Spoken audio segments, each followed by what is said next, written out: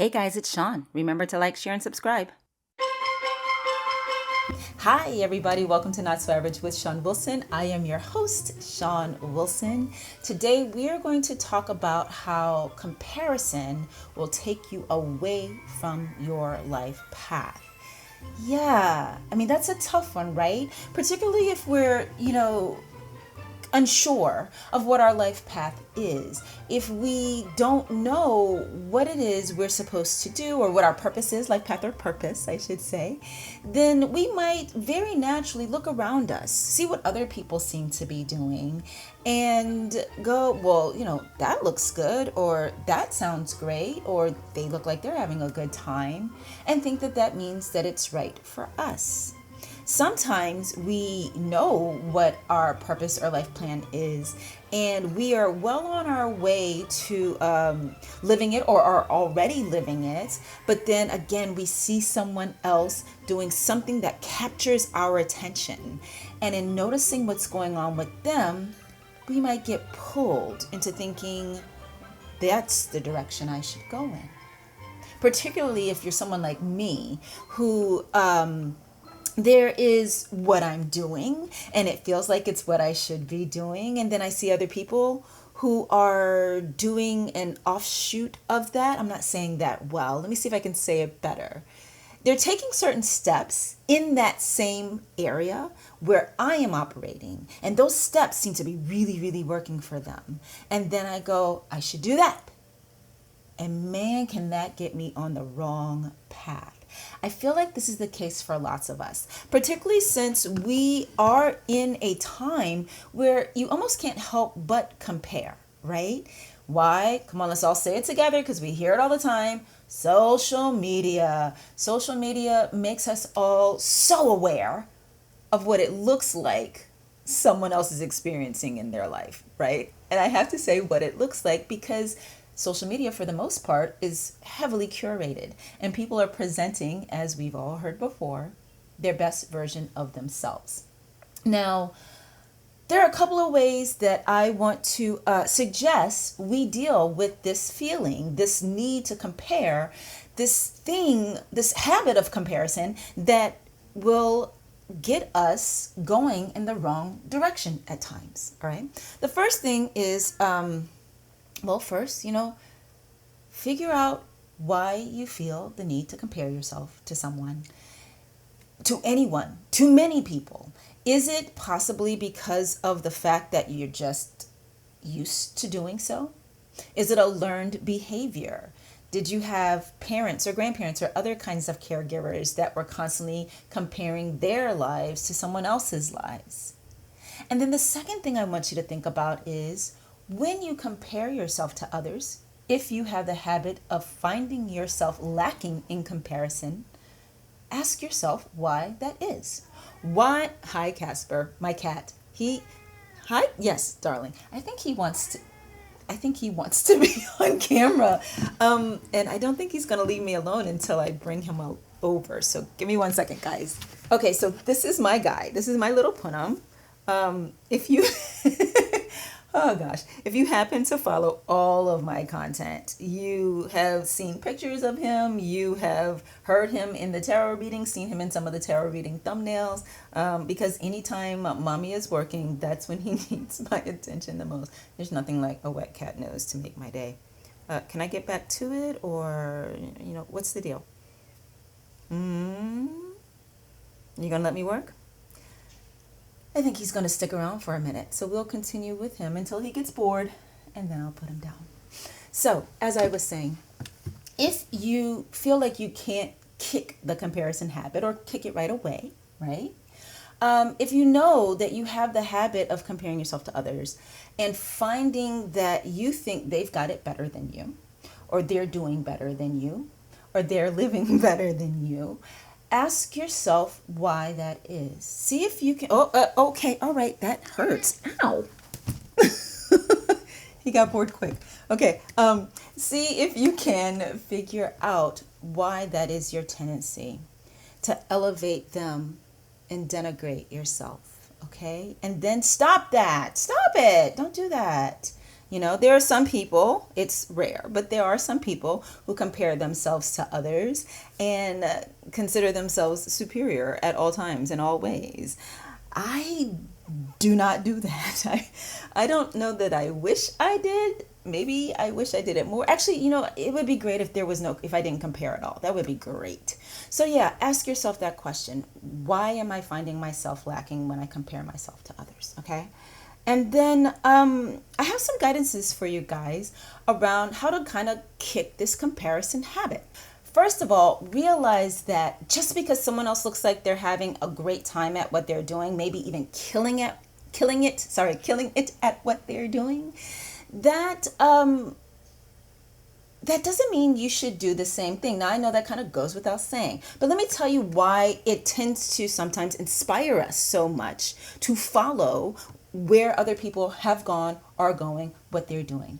It's because you are attracted to their excitement. You're attracted to their joy. You're attracted to the feeling of success that they seem to be exuding.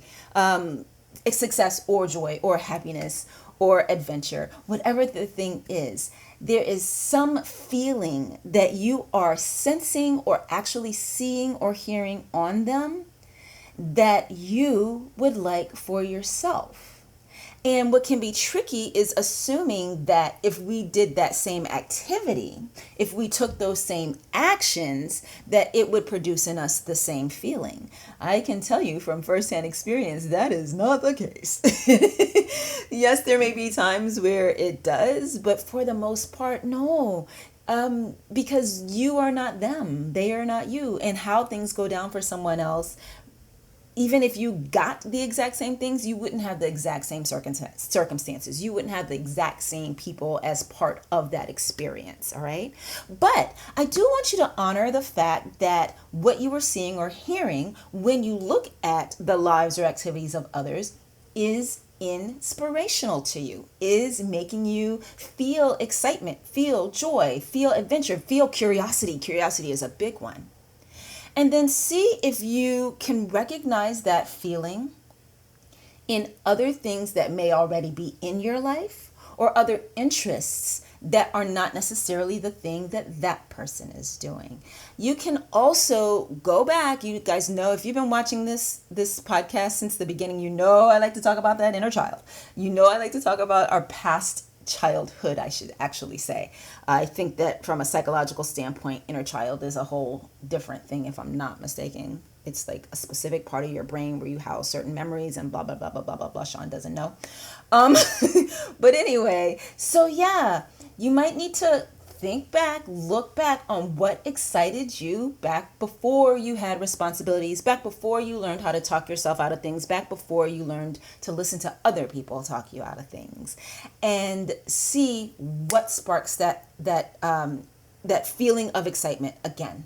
What sparks that feeling of joy, curiosity? What sparks, and this is a big one, a feeling of longing.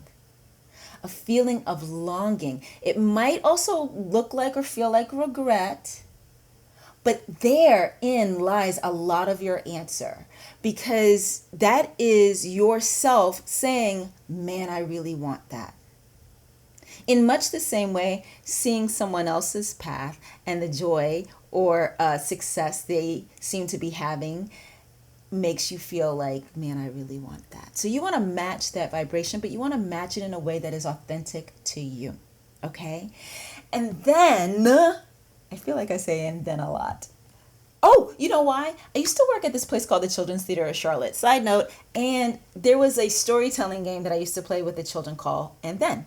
And so I would start a story and I'd say, and then, and pass it on to the child sitting beside me. And that child would pick up the story and continue. And then they would say, and then, and pass it on and pass it on and pass it on. You get the point, right? It's a great, great game for cultivating and sparking and cultivating the imagination. But I digress. Getting back to you. And then after you've given some thought to, this excitement that you seem to be sensing on others and how you can reconnect with that sense of excitement or curiosity or joy for yourself, take a break from social media. Y'all knew it was coming. if I hadn't already said it. See, this is why maybe I should script these things, because it's possible I already said it, but I don't think I said it. But in case I already said it, I'm saying it again. Take a break from social media. Take a time out from social media, because you cannot help but notice someone else's life in comparison to your life if you're a person who has the comparison habit every time you go onto social media. It can't be stopped. Now, I understand that social media is more than pervasive in our current culture, and you may feel like you can't escape it. If you don't use it for work, I submit to you that you can. You can take a break. In fact, it would be a wonderful, wonderful freeing up of your time and your energy to focus on discovering for yourself what your life path may be. Reconnecting with yourself. Read some biographies. Reading biographies of other people can help you sometimes, and I know that might sound kind of counterintuitive. It's like, well, Shon, won't I be comparing my life to the person whose biography I'm reading? I don't think so. I don't feel that back when we used to just have like books for them, well, at least for me, I read a lot. Some people may not have, but when we had books as a big part of our entertainment, and particularly nonfiction books, particularly biographies, these are not, I don't know, they just don't provoke the same sense of envy that social media can often provoke, right?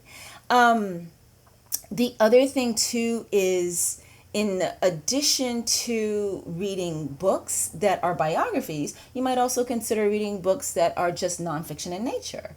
Things that have to do with the question of life purpose or path or dharma or calling or whatever you want to call it. Books that have to do with different areas or fields where you might have some interest. Learn about the geographies or the anthropological history of different cultures. This might spark something in you that might turn out to be a sense of purpose that is bigger than just your immediate space. You know, I've spoken before in other episodes about how sometimes we get too caught up in thinking that our life purpose has to be something big, like what Mother Teresa had. And, you know, for most of us, it's something that's more local. But for some of you guys, it is going to be something huge.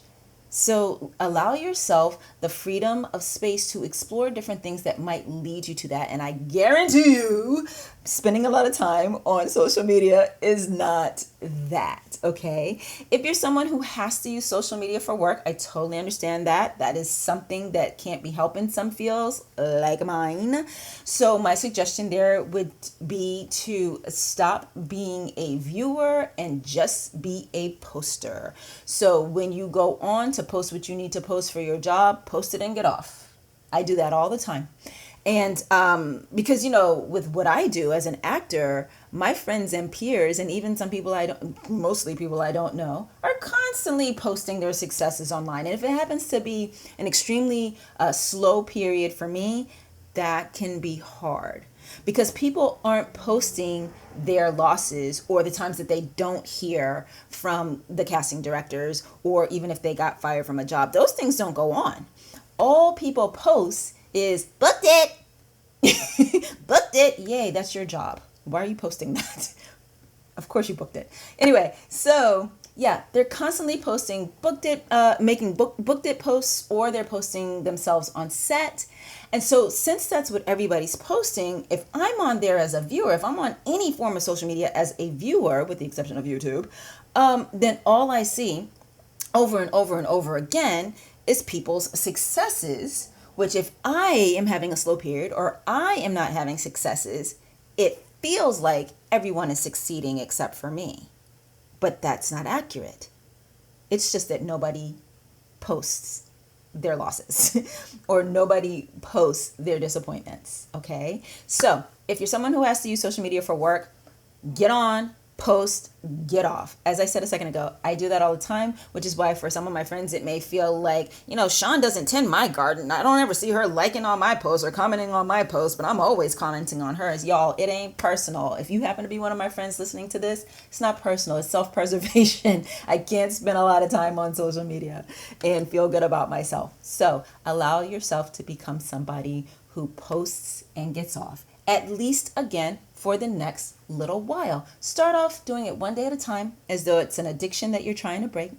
But ultimately, I would say see if you can spend no time, if possible, or only essential time that you have to for your job for 3 months.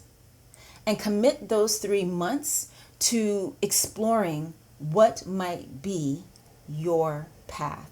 What might be your calling? What comes up organically for you when you are not seeing and therefore possibly consciously, mostly subconsciously, comparing where you are and where you're going to where somebody else is and where they are going?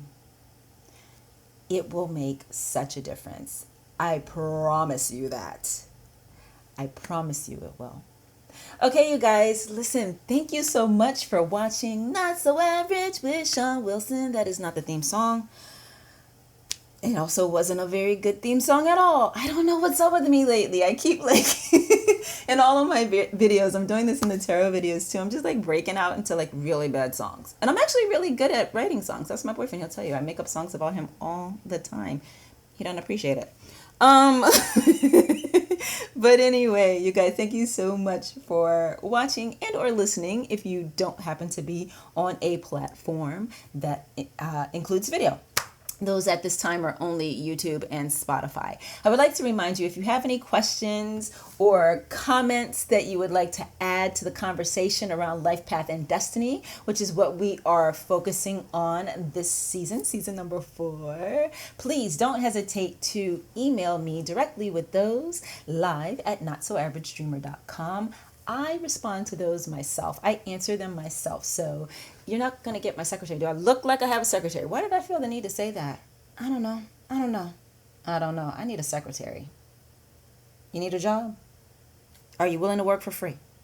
Anyway, so if you have any questions around life path or destiny, or life path and destiny, and you would like me to address those in one of the episodes, please let me know.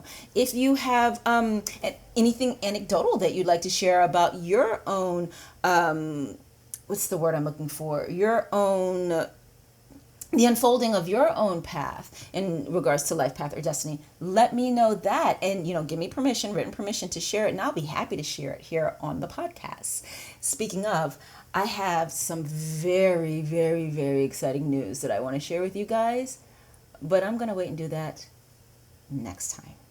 It has to do with some special guests that are going to come and have a discussion with me about life path and or destiny or dharma or calling or whatever you want to call it.